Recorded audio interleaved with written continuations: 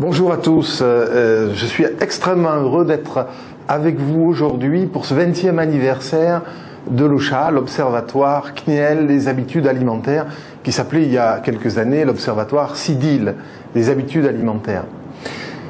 Je ne suis pas tout à fait à l'origine de cette aventure. En réalité, j'ai rejoint le comité scientifique de l'OSHA en 1996 et j'ai deux petites anecdotes en tête. La première, c'est nous étions chez Marie-Christine et Didier Clément. Voilà que mes collègues ont entrepris de me bisuter en quelque sorte.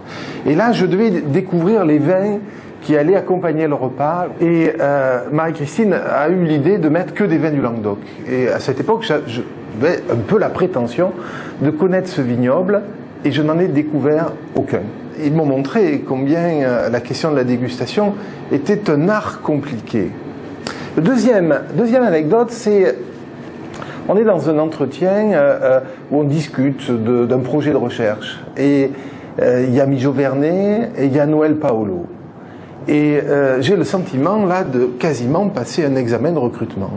En face de moi, j'ai deux sociologues appartenant à des écoles sociologiques qui sont différentes, qui ont acheté des études pendant des années et qui ont une très forte culture à la fois théorique, méthodologique.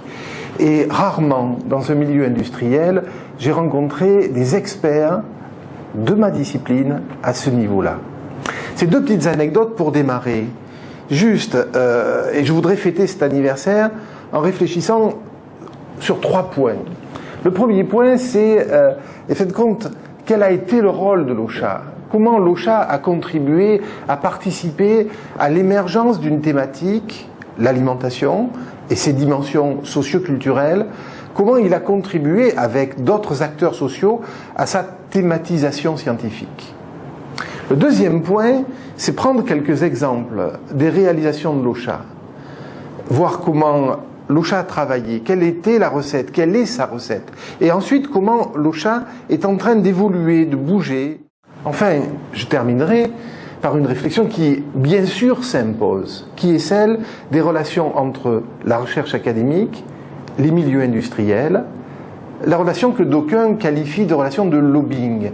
En fin de compte, je voudrais essayer de reconstruire la réflexion autour de ça à partir de la logique d'intérêt et de voir comment s'arbitrent les rapports d'intérêt, intérêts particuliers, intérêts généraux, intérêts collectifs.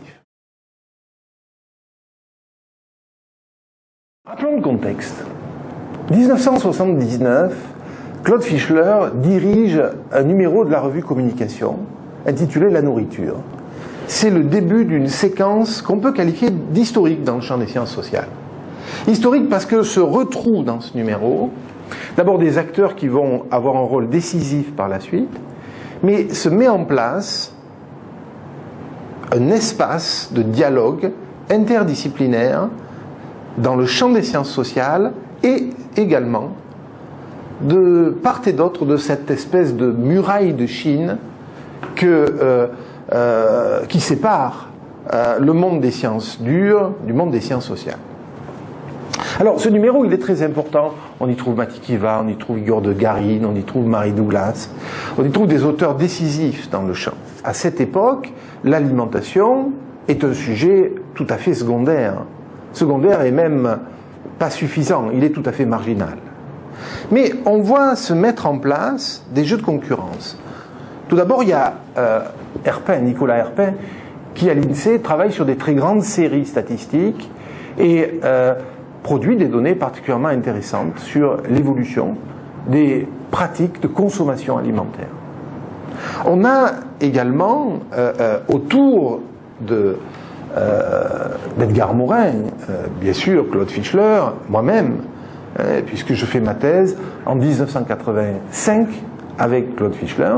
Je dois beaucoup, excusez-moi, là-dessus c'est absolument remarquable, avec Edgar Morin, mais je dois beaucoup à Claude Fischler, parce que même si Claude a fait sa thèse après moi, en réalité il est en avance sur le champ, et c'est la rencontre intellectuelle de Claude qui m'amène vers Edgar Morin. Donc on a un bassin ici, et le Morin de cette époque, c'est le Morin de la pluridisciplinarité, de l'interdisciplinarité, de la disciplinarité ou de l'indisciplinarité, aimait-il à dire. Le troisième bassin, ou le troisième lieu où l'alimentation est en train d'émerger, c'est autour de Georges Condominas, avec une figure extrêmement importante à l'époque, qui est Annie Hubert, qui historiquement est celle qui va faire la première thèse sur ce sujet, même si sa publication est une publication un peu ancienne, elle est de 85. En réalité, la thèse est un petit peu remonte un peu plus en avant. Georges Condominas, l'Asie du Sud-Est, est un concept décisif dans l'histoire de la thématisation de cette question, le concept d'espace social. C'est un concept que je reprendrai personnellement en le redéployant précisément sur la question de l'alimentation et en appelant l'espace social alimentaire. Le quatrième point, eh bien, c'est la mise en place à Tours, sous l'autorité de Jacques Puiset, de l'Institut français du goût. Et là, on retrouve Jean-Pierre Corbeau, on retrouve Jean-Paul Aron, Claude Fischler, un certain nombre de gens qui vont travailler autour de la thématique du goût. On a Grignon à l'INRA. À l'INRA, on a ici une position qui est une position quasi militante. Grignon travaille sur des données produites en coopération avec des associations de consommateurs, travaille sur des données sur la vie étudiante avec des données produites en relation très étroite avec des syndicats étudiants. Et il s'agit de défendre la condition étudiante auprès du CROUS, au conseil d'administration. Il faudrait peut-être rajouter une dernière figure, peut-être à l'articulation de la position d'une sociologie économique chez Herpin et d'une sociologie autour des problématiques de l'INRA avec Jean-Louis Lambert qui, dans les mêmes années 80, fait un travail de bénédictin en retraitant toute une série de données de l'INSEE pour produire ce magnifique thèse sur l'évolution des pratiques de consommation alimentaire des Français. Voilà le paysage. Alors tous ces gens-là auraient pu concourir de façon plus ou moins sereine à l'émergence de la thématique alimentaire. Pour autant, il va y avoir des jeux de concurrence assez sévères. Concurrence d'institutions, CNRS, INSEE, INRA, universités. Concurrence personnelle aussi avec des acteurs dont certains ont une capacité importante à la prise de parole et se retrouvent dans les médias, suscitant parfois quelques jalousies. D'autres contrôlant des espaces de légitimation comme des grandes revues scientifiques et tenant à la frontière, en dehors, ceux qu'ils vont considérer comme des braconniers hors champ. Eh bien, à ce moment-là, on va retenir deux grands événements qui vont contribuer à la thématisation scientifique de ce champ. Le premier part du ministère de l'Agriculture, et j'aurai plaisir ici à dire qu'il part clairement d'une personne qui dirige à cette époque la DGAL, la Direction Générale de l'Alimentation. Il s'agit de Marion Guilloux, qui va devenir la présidente directrice générale de l'INRA par la suite. Avec les programmes de recherche Aliments Demain, Aliments 2000, des programmes de recherche qui sont délibérément en marge de l'INRA et sont délibérément en coopération avec le CREDOC et celui qui en assure la direction scientifique, à l'époque qui s'appelle Sadi Lalou. On a ici une organisation scientifique qui va tenter de promouvoir des recherches dans le domaine des sciences sociales appliquées à l'alimentation. Ces programmes de recherche sont absolument décisifs. Jean-Louis Lambert en a fait l'analyse, on voit se tisser des réseaux, on voit émerger de nouveaux acteurs, on voit une dynamisation hors des grandes institutions de recherche habituelles. C'est dans ce contexte que l'OCHA va naître. Ce sont des gens qui ont une culture du lobbying, même si à l'époque le lobbying n'est pas ce qu'il est devenu aujourd'hui. Donc l'idée, très probablement, c'est d'établir des relations avec le domaine scientifique, à la fois pour entendre un certain nombre de choses, un peu avant tout le monde, et pour pouvoir s'en servir d'un point de vue stratégique. Peut-être certains ont-ils pu avoir, à certaines époques, la tentation de voir comment on pourrait influencer des gens qui ont une capacité à prendre la parole à l'intérieur des médias. En fait, les choses vont se passer de façon assez différente. Permettez-moi de vous en donner un certain témoignage. L'OCHA va se mettre en place en opérant ou en réalisant un comité scientifique. Ce comité scientifique est composé de gens qui viennent du monde de la recherche dans des disciplines différentes, multiples, depuis la nutrition, avec Mariam Apfelbaum, jusqu'à l'histoire, avec Jean-Louis Flandrin, la sociologie, la cuisine, l'ethnologie. On a ici un comité scientifique avec des chercheurs de premier plan. Et puis, de l'autre côté, on a des industriels. Mais enfin, la filière lait, c'est une filière qui n'est absolument pas homogène. Elle repose sur 3 grandes catégories d'acteurs, qui ont des cultures absolument différentes. Tout d'abord, les industriels. Les industriels qui produisent des produits laitiers et les commercialisent. C'est de très grandes entreprises. Deuxième catégorie, ce sont des coopératives. C'est-à-dire des gens qui sont en compétition avec la première catégorie, mais qui ne sont pas sur le même modèle industriel et économique. De temps en temps, le modèle industriel se rapproche, mais le modèle économique est différent. Et enfin, il y a une troisième catégorie, et dans les conseils, ils sont représentés un tiers. Ce sont les producteurs de lait. C'est-à-dire des gens qui sont sur le terrain, ont des bottes en caoutchouc, et sont dans les étables, produisent du lait. Je peux vous assurer que ce n'est pas du tout les mêmes profils. Ce n'est même pas du tout les mêmes intérêts. De temps en temps, les intérêts de ces acteurs sont en contradiction. J'ai le souvenir de quelques réunions dans lesquelles les silences étaient absolument éloquents, dans lesquelles on voyait très bien les clivages qu'il pouvait y avoir. Donc imaginez qu'on puisse faire sortir d'un univers comme ça une stratégie simple qui consisterait à, grand Dieu, les choses sont en permanence en train de se réexpliquer, de se justifier. Et ceux qui ont porté l'OCHA, je pense à Jean-Yves Boutonnat, Jean-Paul Jamet, et aujourd'hui, ceux qui en ont la responsabilité, savent combien il faut en permanence, expliquer ce que l'on fait, le justifier, dans un langage qui est celui des acteurs de la filière industrielle. Mais j'ai utilisé ici un pluriel. C'est-à-dire que quand vous expliquez à un directeur marketing de chez Danone ce que vous faites, c'est pas la même chose, c'est pas tout à fait la même explication que quand vous expliquez à un président de coopérative ou quand vous expliquez à un représentant syndical de producteurs de lait. Et à chaque fois, la question, c'est pourquoi on fait ça? À quoi ça sert? Et donc il y a d'un côté des acteurs comme ça qui vont construire une logique, et de l'autre côté, il y a des chercheurs qui viennent chercher quoi? Mais bien sûr, des ressources, des moyens, des ressources financières pour produire de la recherche, des moyens pour communiquer, mais qui vont également y rechercher, et c'est pour moi un des aspects les plus importants, un contexte de problématisation.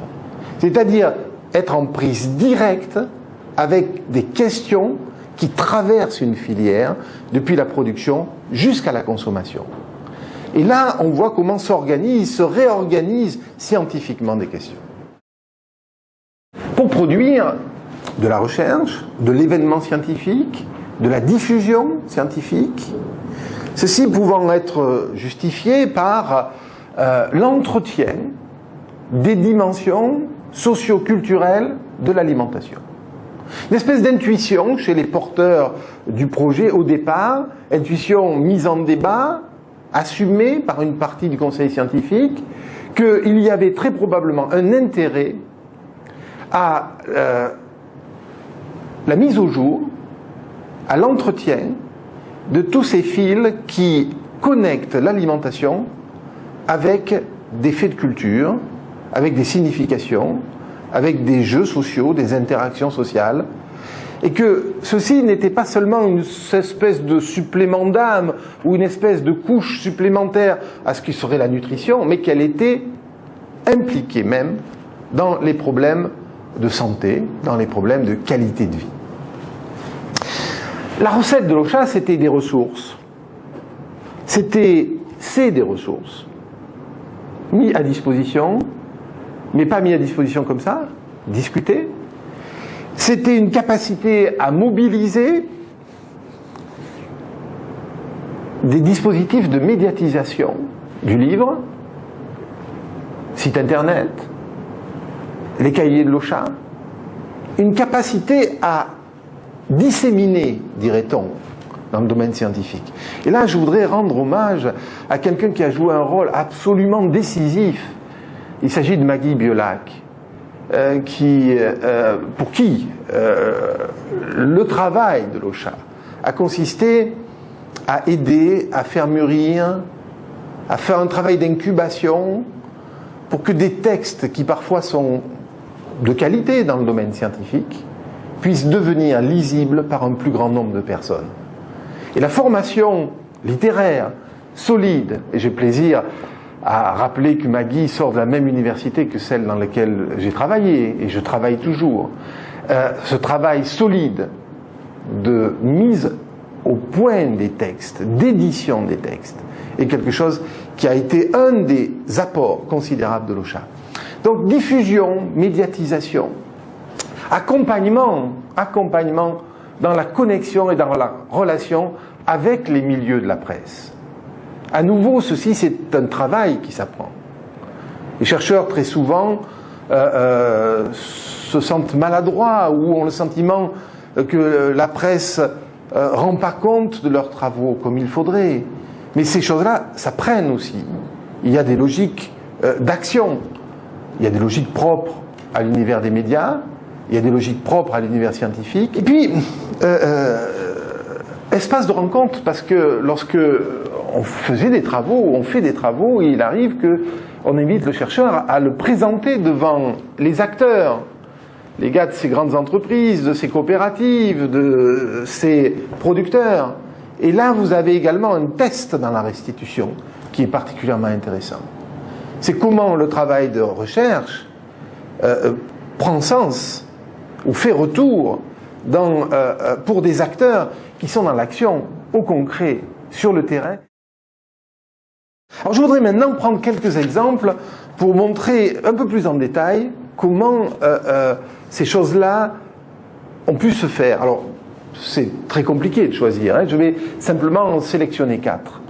Parmi les 20 ans de travail, vous imaginez le nombre, on aurait pu faire d'autres choix.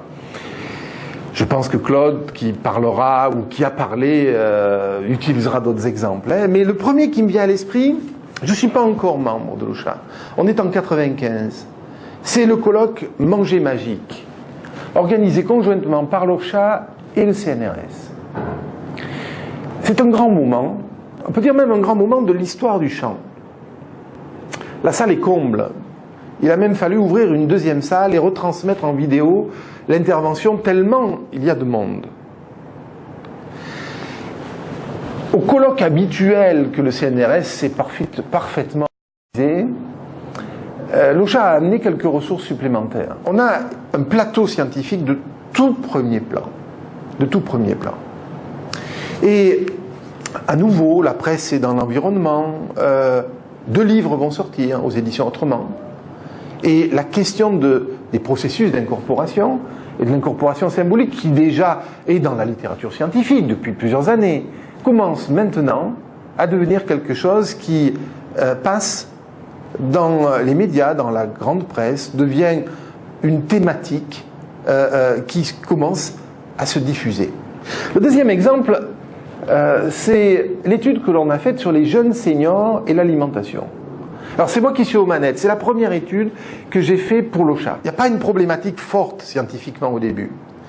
Et on part sur l'idée que peut-être on pourrait reprendre le questionnaire utilisé par Jean Trémolière en 1968, lorsqu'il lance une enquête sur la consommation alimentaire et les représentations alimentaires des Français. Il y a un travail un peu pour voir ici. Alors, peut-être j'exagère a posteriori cette dimension. Il y a bien une argumentation, je fais bien une argumentation scientifique. Mais en fin de compte, ce qu'on va découvrir, ou les conséquences de cette recherche, sont d'une autre nature que celles que l'on attendait, ce qui arrive parfois. Premier élément, c'est qu'on utilise des questions qui étaient dans le questionnaire, qui sont ce que l'on appelle des questions de dynamique de la consommation. C'est-à-dire, on dit aux gens, si vous avez plus d'argent, à quoi le consacreriez-vous? Et si vous aviez moins d'argent, qu'est-ce que vous réduiriez? Or, dans les années 90, tout le monde a arrêté d'utiliser ces questions, considérant que les besoins alimentaires sont des besoins quantitativement saturés et que l'on est sur des problématiques qualitatives uniquement. Donc, on s'attendait à quoi? On s'attendait dans la question, si vous aviez plus d'argent, à ce que les gens nous répondent « Eh bien, j'achèterai des vins plus chers, j'irai plus souvent au restaurant, je mangerai des produits de meilleure qualité. » Or, ce qui va attirer notre attention, c'est qu'un certain nombre de personnes nous disent « J'achèterai plus de ce que j'achète d'habitude. » Et quand on resserre la focale et qu'on regarde qui ils sont, alors on voit apparaître des phénomènes de précarisation dans la société française. Et ces phénomènes-là, eh bien, on ne les avait pas encore vus. Qu'est-ce qui s'est passé? On prend une population, les 50-60 ans, qui est celle dans laquelle, à l'époque, il y a les plus grands écarts de situation sociale. On a à la fois ce qu'on appelle les seniors avec 2 salaires en haut de l'échelle sociale, la maison qui est payée, un confort extrêmement important, qui sont capables de faire des transferts financiers vers la génération plus jeune, d'aider les enfants à entrer dans la vie, à assumer des périodes de chômage. On a ces seniors-là, les seniors riches, les seniors qui sont dans des situations confortables. Et puis on a de l'autre côté des gens qui sont dans des situations extrêmement différentes. Et quand on va regarder qui ils sont, on va trouver beaucoup de femmes divorcées, des pensions alimentaires qui n'arrivent pas, des enfants à charge. Et on va avoir donc ici un écart de situation sociale considérable, d'inégalité sociale considérable. Le deuxième point sur les 50-60 ans, c'est qu'il y avait une question où j'aurais jamais repris cette question, où j'aurais jamais imaginé. C'était, faites-vous la même cuisine que votre mère? La question, copyright, très Molière. Quand on la pose dans les années 60, à la fin des années 60, la réponse est non. Distance par rapport à la cuisine de la mère. Quand on la pose en 98, la réponse est oui. Oui, mais plus léger, mais plus diététique. Jean-Michel Normand, qui reprend cette question et fait le ventre du monde avec.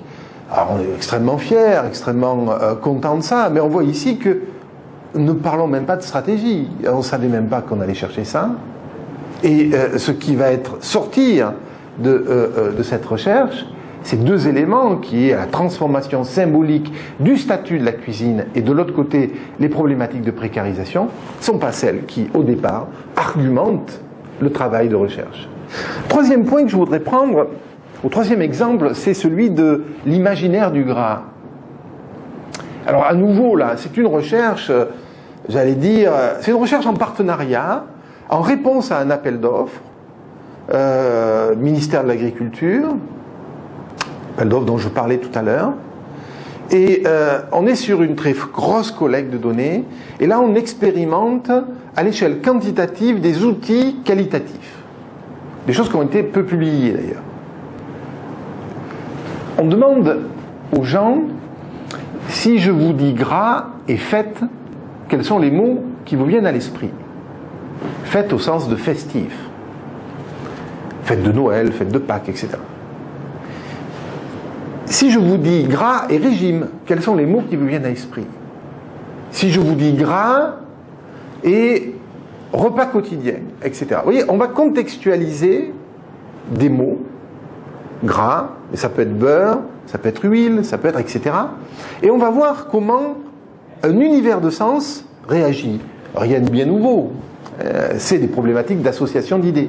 Sauf qu'on va le traiter sur un très gros échantillon et qu'on va analyser ces éléments-là à partir de croisements statistiques avec des critères de position sociale, avec des critères de trajectoire, ainsi de suite.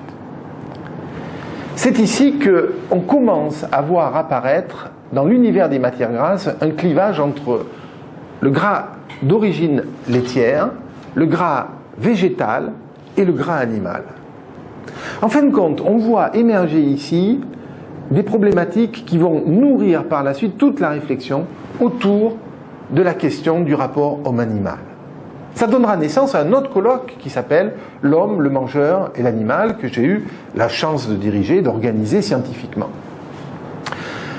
Ce colloque a été peu médiatisé. On a vu ici combien la presse avait du mal à s'emparer de cette question. Et combien cette question apparaissait comme problématique, culpabilisante. Combien les enjeux ou les intérêts supposés des acteurs derrière pesaient. Et combien, d'une certaine façon, sur ce sujet-là, le travail de thématisation n'en était qu'à son début. Enfin, je voudrais terminer cette partie avec un dernier exemple, qui est l'exemple du dernier colloque intitulé « Alimentation particulière », dans lequel je crois que là, il y a une très belle démonstration de ce que peut être, quand c'est réussi, un dialogue pluridisciplinaire, interdisciplinaire. Des allergologues de premier plan, des sociologues, des anthropologues, des historiens, et au bout du compte, on commence à saisir les enjeux qui traversent des processus d'individualisation du rapport à l'alimentation dans les sociétés modernes. Claude Fischler aux manettes, Mohamed Merji, une grande réussite. Bien, ça a commencé avec des réponses à des appels d'offres conjointes.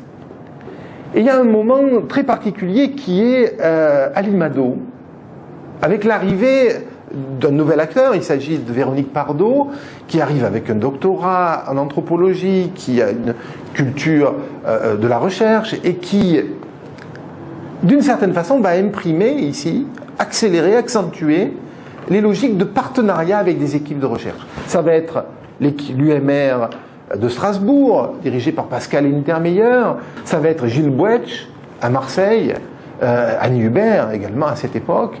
Et on va avoir ici un travail scientifique accompagné par l'OCHA.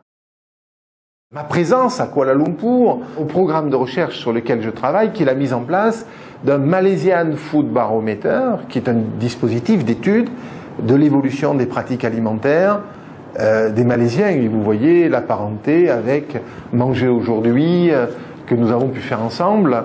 Vous voyez également comment ici, en Malaisie, une société multiculturelle dans laquelle on a des Chinois, dans laquelle on a des Indiens, dans laquelle on a des Malais qui sont assez proches des Indonésiens, comment ce contexte-là est propice à un paramétrage de ces études pour l'échelle asiatique. Quelles sont les conditions d'un partenariat possible et sous quelle forme avec les secteurs de l'entreprise ou les secteurs du monde économique? Pour faire ceci, revenons quelques instants à l'histoire de la sociologie des sciences. Et un de ses fondateurs, ou son fondateur, Robert Merton, aux États-Unis. La vision de Merton est une vision assez commune aujourd'hui, mais en même temps assez naïve, qui consiste à penser que le monde scientifique est un monde où règnent quelques valeurs de désintéressement, de pureté. Et autour de ce monde scientifique, eh bien, il y a des gens qui sont intéressés. Et ces gens intéressés sont plus ou moins fréquentables. Il y a des acteurs économiques qui veulent gagner de l'argent, il y a des acteurs politiques qui voudraient se faire réélire, il y a des associations et des activistes, des syndicats qui veulent pousser l'intérêt de ce qu'ils représentent et de leurs abonnés, de leurs adhérents. Au milieu, le travail du scientifique, c'est de se protéger de ces influences. Le monde scientifique met en place des dispositifs. Le reviewage par les pairs, des procédures d'arbitrage. Déjà, sur la fin de sa carrière, Merton commençait à atténuer cette lecture en introduisant la notion d'intérêt cognitif. Il pointait du doigt qu'il pouvait y avoir dans les processus de peer reviewage, dans les processus d'interaction entre chercheurs, des formes d'intérêt qui échappaient aux intérêts symboliques ou financiers, qui sont ceux qu'il avait identifiés dans la périphérie du champ scientifique. Ces intérêts, qu'il qualifiait d'intérêts cognitifs, étaient des appartenances à des mêmes écoles, les manières de voir, des manières de construire des objets scientifiques et de vouloir les promouvoir, de vouloir les faire accepter. Il était en train d'ouvrir la porte à ce qui va devenir, bien plus tard, les différents courants contemporains de sociologie des sciences qui ont accepté l'idée que la question de l'intérêt n'est pas en périphérie de la science, mais est aussi à l'intérieur de la science, et qu'il faut ouvrir la boîte noire du fonctionnement du champ scientifique si l'on veut y comprendre quelque chose et si l'on veut aussi pouvoir agir. L'illusion consiste à penser que d'un côté on a des chevaliers blancs, défenseurs de l'intérêt général et de la science, et de l'autre des grands méchants qui ne verraient que des intérêts particuliers. Entrons à l'intérieur du fonctionnement de la science, et la vie de laboratoire de la Tour démontre de façon exemplaire, met en scène de façon exemplaire des chercheurs cherchant leur intérêt.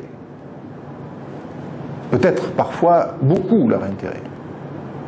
Cherchant les bons objets qui vont pouvoir produire des bonnes publications, qui ne sont pas forcément la même chose que de la connaissance utile. Des bonnes publications, des réseaux qui se mettent en place, qui soutiennent des revues, qui soutiennent des acteurs. Et d'un seul coup, on voit un vaste champ dans lequel se déploient des intérêts. Bourdieu avait commencé à réfléchir en ce sens. La question de l'intérêt généralisé est une nouvelle manière de poser le problème. L'intérêt ne s'arrête pas à la porte des laboratoires, il est aussi dans les laboratoires, et il y a des postures de désintérêt qui sont des manières de rechercher des avantages symboliques et des avantages sonnants et trébuchants à l'intérieur de l'appareil scientifique et de son financement, ou à l'intérieur de l'appareil médiatique. Donc la question n'est pas intérêt ou pas intérêt, la question elle devient quels sont les intérêts en jeu et comment on arbitre intérêt général, intérêt particulier. Comment on arbitre la question de la hiérarchisation des intérêts et comment on affiche ces intérêts. La question, c'est la question de la transparence et de l'articulation entre intérêt général et intérêt particulier. Alors, sur cette question, dans un de mes derniers livres, il s'agit de sociologie de l'obésité. Enfin, j'ai fait quelques propositions. Les propositions, c'est de dire les controverses scientifiques constituent les endroits où l'on voit s'affronter les logiques d'intérêt. Le fonctionnement scientifique contemporain utilise peut-être plus que de raison les processus d'expertise et les processus de consensus scientifique, qui consistent à réunir toute une série d'experts pour faire des revues de littérature et d'une certaine façon donner une vision à date de l'état de la science. Cette vision à date, elle procède d'un travail sur les données qui consiste à sélectionner, garder des données qui font sens, qui rentrent dans une architecture, qui rentrent dans un scénario, et à mettre sur le côté d'autres données qui ne trouvent pas leur place à l'intérieur de ces scénarios. Ce processus de mise à l'écart des données doit être interrogé. Comment, à un moment donné, un groupe de chercheurs tombe d'accord pour sélectionner des données et construire une vision du problème. Et là, comme disait Laplantine, les scientifiques, comme les militaires, se recrutent dans le civil. C'est-à-dire qu'ils sont soumis, comme tout un chacun, à un certain nombre de phénomènes sociaux qui influencent leur vision des choses, leur scénarisation des choses.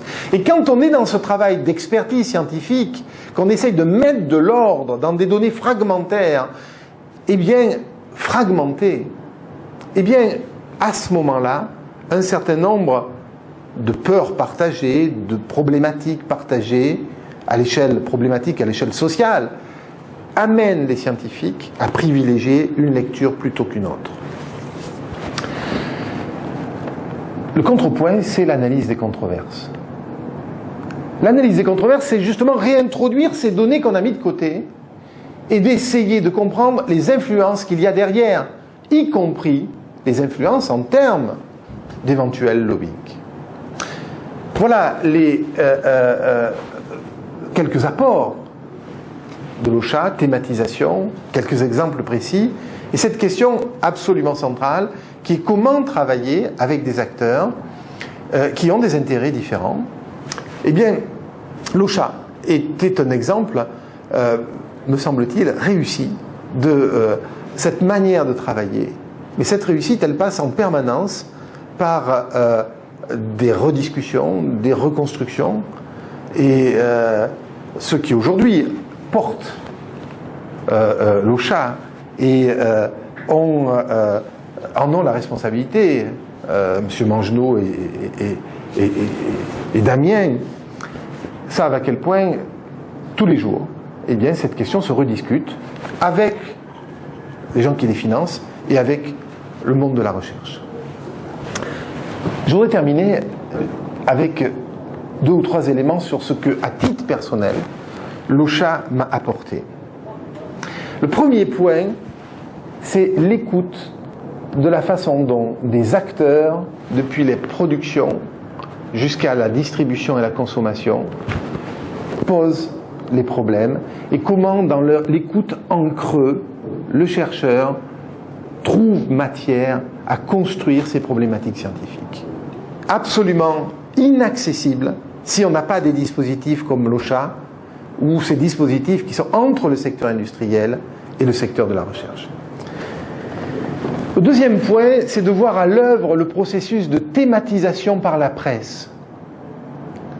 Le travail de communication, d'édition, de médiatisation, à nouveau, on voit des acteurs qui travaillent avec des logiques différentes et comment il y a des phénomènes qui, à un moment, prennent des questions qui intéressent et à des moments où les questions tombent à plat. Enfin, le dernier point, c'est peut-être de voir comment le secteur privé est capable d'anticiper et d'aller plus vite sur un certain nombre de questions scientifiques. Il est à l'actualité aujourd'hui dans le domaine de la recherche depuis longtemps de créer des commissions qui orientent les appels d'offres, qui essayent, mais il y a une inertie dans le monde de la recherche, une inertie colossale qui est liée à des rapports de force. Et que plus les thématiques sont anciennes, plus il y a de monde, plus il y a de chercheurs, et plus il y a de pressions qui sont faites sur les organes de distribution des prix. Et donc l'émergence de thématiques nouvelles est extrêmement compliquée, même si on les met à l'agenda, même si on les affiche. De ce point de vue-là, le financement privé est beaucoup plus rapide et de nature à dynamiser un certain nombre d'actions et un certain nombre de thématiques. Le fonctionnement et l'émergence de la sociologie de l'alimentation, des dimensions sociales de l'alimentation, doit beaucoup à cet apport des financements privés qui ont largement dynamisé en synergie avec ces dispositifs que le ministère de l'Agriculture, puis le ministère de la Recherche, et maintenant d'autres ministères, ont mis autour de l'alimentation. Et on voit comment ici, le secteur privé a servi d'aiguillon, d'articulation. Merci de votre attention. Bonne continuation, bonne fête. Je n'ai vraiment qu'un regret, c'est de ne pas pouvoir partager une coupe de champagne avec vous. Mais je crois que je vais aller en boire une quand même. À bientôt.